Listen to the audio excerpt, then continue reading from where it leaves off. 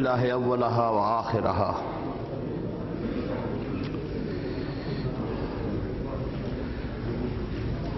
میں نے جو کچھ آپ کو اندازہ دیا تھا کہ عقائد کے معاملے میں عقل اور نقل کی جو آمیزش ہوئی اس میں کیسے کیسے مسائل پیدا ہوئے،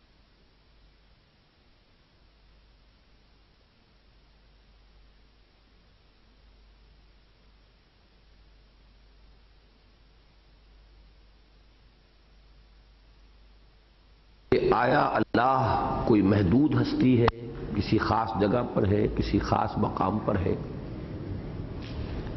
یا یہ کہ اس کی ہستی لامحدود ہے، وہ کسی سمت کسی مقام سے مقید نہیں ہے۔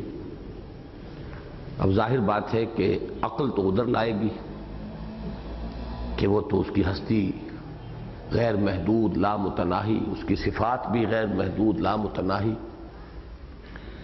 لیکن پھر ایک سوال پیدا ہوتا ہے اس کے علاوہ کہ پھر یہ اترنا، نزول وغیرہ وغیرہ، اس کے علاوہ یہ کہ آیا یہ کائنات اللہ کا غیر ہے،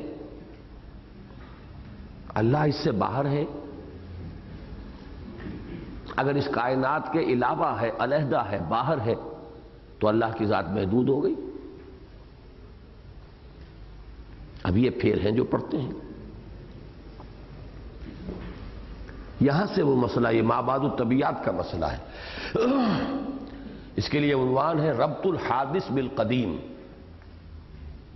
اللہ کی ہستی قدیم ہے، کائنات حادث ہے، ان کا باہم ربط کیا ہے؟ آیا ایک دوسرے سے ایکسکلوسیو ہیں یا ایک دوسرے میں پیوست ہیں؟ معاذ اللہ پیوست ہیں تو بھی اب وہ بات کہیں کہ کہیں نکل گئی۔ اس پیوستی کے لیے دو تعبیریں اختیار کی بعض لوگوں نے کہ ایسی مثال ہے جیسے پانی میں شکر حل ہو جاتی ہے، اب وہ شربت یکجان ہے، علیحدہ نہیں رہے، لیکن اس پر اعتراض وارد ہوا کہ پہلے دو چیزوں کی ضرورت پھر ہوگی، پانی علیحدہ ہو، شکر علیحدہ ہو، پھر حل ہوگا نا۔ تو حلول سے بھی توحید کی نفی ہو گئی۔ ایک یہ کہ یہ دونوں متحد ہیں تو اتحاد کے لیے بھی دو چاہیے، پہلے سنویت ہو گئی۔ یہ ہے وہ شعر کہ حلول و اتحاد ایجا محالست کہ در وحدت دوئی این زلالست۔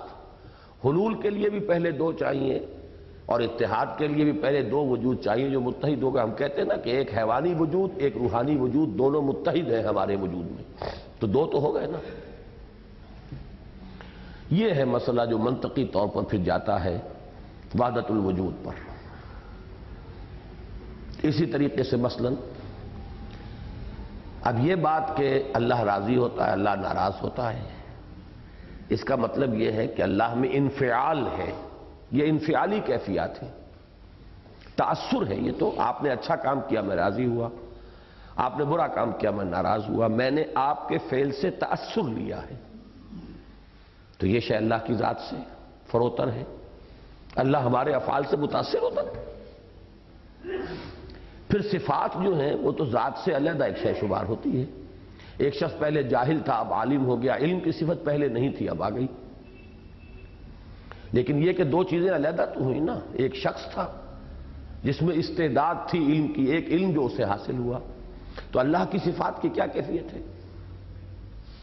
ہیں صفات ذات حق حق سے جدا یا عین ذات؟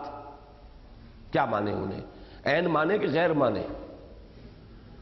صفات اللہ کی ذات سے ایڈیشنل کوئی شے ہے، فینومینن ہے، یا اللہ کی ذات کا جز ہے؟ ہیں صفات ذات حق حق سے جدا یا عین ذات؟ اب اس کا ہمارے متکلمین جو اہل سنت کے وہ جواب دیتے ہیں، ساری گتھیاں سارے مسئلے حل کر کے یہ کریں، ادھر جائیں تو کھائی ہے، ادھر جائیں تو کنواں ہے، کیا کریں؟ لا عین ولا غیر، یہ اللہ کی صفات نہ تو اللہ کی ذات کا عین ہے نہ غیر ہے، تو کیا ہے؟ اب عقل بیچاری کیا کرے گی؟ یہاں پانی بھرے گی۔ لا عین ولا غیر، یہ تو ایک ایسی شے ہے جو ان امیجنیبل ہے، آپ نے نفی کر دی دونوں کی۔ تو میں ان مسائل کا درس نہیں دے رہا، آپ کو بتا رہا ہوں کہ سب سے بڑی شے اللہ کا یقین، اللہ کا ایمان، اور اس پر جب یہ عقلی بحثیں شروع ہوئی، وہ جبر و قدر کا مسئلہ اس سے بھی آگے ہے۔ آیا انسان مجبور ہے یا اپنے اعمال پر قادر ہے؟ پتہ تک تو یہاں نہیں ہلتا، آپ کہتے ہیں بغیر اللہ کی مرضی کے اور اذن کے، تو پھر جو کچھ ہو رہا ہے اس کے اذن سے ہو رہا ہے، پھر پکڑ کائے پر گناہ کیا اور جزا کیا؟ ادھر جائیے تو مصیبت، ادھر جائیے تو مصیبت۔ اب جبر و قدر کے درمیان اعتدال کی راہ آسان نہیں ہے تلاش کرنا۔ تقدیر کیا ہے؟ تقدیر کا وہ تصور جو ہے مجبور محض بنا دیتا ہے انسان کو۔ مجبور محض ہے تو پھر اس کی جزا سزا کا کیا سوال ہے؟